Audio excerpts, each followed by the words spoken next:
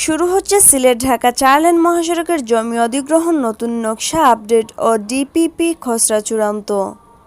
দেখুন সিলেটের ম্যাগাজিন টিভির এই ভিডিও। সিলেট ঢাকা মহাসড়ককে ৪ লেনে উন্নীত করা নিয়ে বিদ্যমান জটিলতার অবসান হয়েছে। প্রকল্প নিয়ে দীর্ঘদিন ধরে চলতে থাকা অনিশ্চয়তাও কেটে গেছে।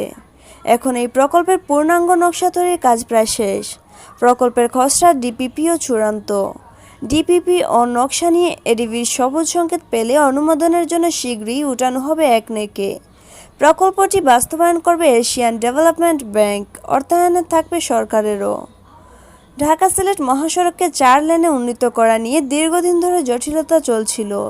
সেই সংকট কাটিয়ে এখন এই প্রকল্পের জমি অধিগ্রহণের কাজ শুরু হচ্ছে। সড়ক ও জনপথ বিভাগ ইতিমধ্যে প্রকল্পের জমি অধিগ্রহণের জন্য ৭টি জুনের মধ্যে ৫টি প্রস্তাবনা তৈরি করেছে। ঢাকা সিলেট মহাসড়কটি ৭টি জেলার উপর দিয়ে নির্মাণ করা হবে। এ কারণে প্রতিটি জেলাকে একটি জোন ধরে ৭টি প্রস্তাবনা তৈরি করা হচ্ছে। তৈরি হওয়া ৫টি প্রস্তাব একনেকের অনুমোদনের জন্য শীঘ্রই পাঠানো হবে।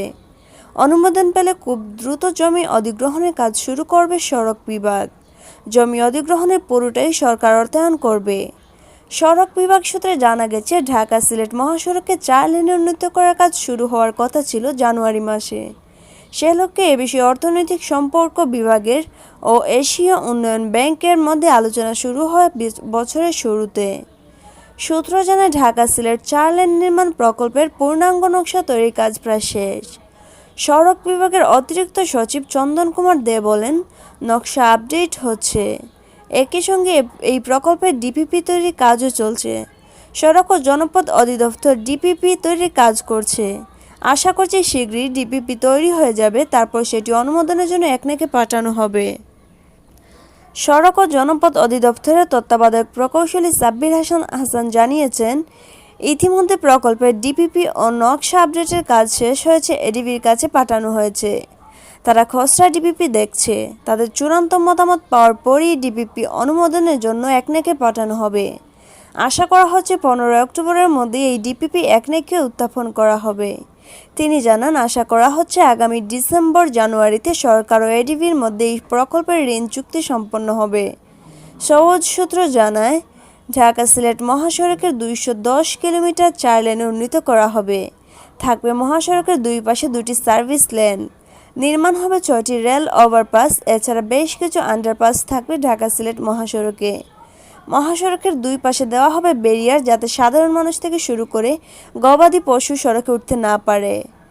একই সঙ্গে নির্দিষ্ট স্থান ছাড়া সার্ভিস লাইনের কোনো যানবাহন যেন মূল সড়কে উঠতে না পারে। ইউটার্ন থাকবে নির্দিষ্ট দূরত্বে। বিশেষ করে বাজার এবং আরবান বা রুরাল এলাকায় যেখানে জনবসতি আছে সেসব স্থান চিহ্নিত করে নির্মাণ করা হবে ইউটার্ন।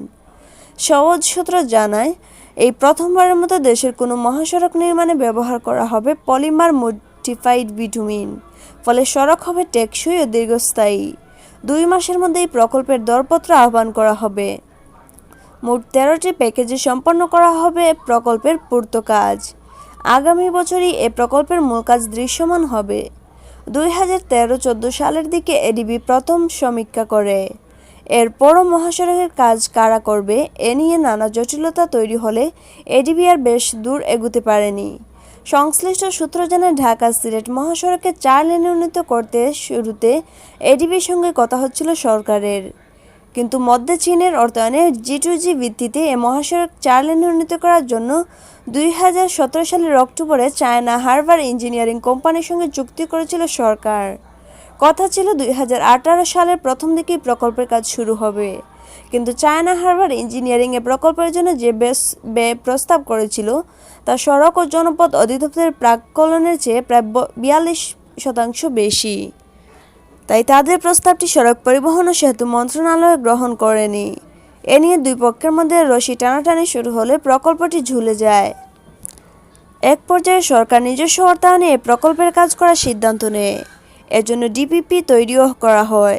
সেটি পরিকল্পনা কমিশনে পাঠানো হলেও সেখান থেকে ফেরত পাঠানো হয় আরও কিছু সংশোধনী চেয়ে।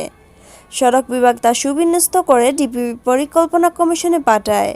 কিন্তু প্রস্তাবটি পরিকল্পনা কমিশনে যাওয়ার পর তৎকালীন পরিকল্পনা মন্ত্রী প্রকল্পটি অনেক ব্যয়বহুল উল্লেখ করে এর জন্য বাইরের কোনো অর্থায়ন পাওয়া যায় কিনা দেখতে নির্দেশ দেন। এর পরপরই প্রকল্পটি পুরোপুরি ঝুলে যায়। অথচ কথা ছিল সরকারের নিজস্ব অর্থায়নে একাদশ জাতীয় নির্বাচনের আগেই প্রকল্পটির কাজ শুরু হবে। কিন্তু শেষ পর্যন্ত এই সিদ্ধান্ত থেকে সরে আসে সরকার। এরপরে প্রকল্পে অর্থায়নের বিষয়ে আবারও আগ্রহ দেখায় এডিবি। সংশ্লিষ্টরা আশা করছেন ঢাকা-সিলেট মহাসড়ক 4 লেনে উন্নীতকরণ প্রকল্পে এখন আর কোনো সংকট নেই। যত দ্রুত প্রকল্পের ডিপিপি অনুমোদন হবে তত দ্রুত কাজ শুরু হবে।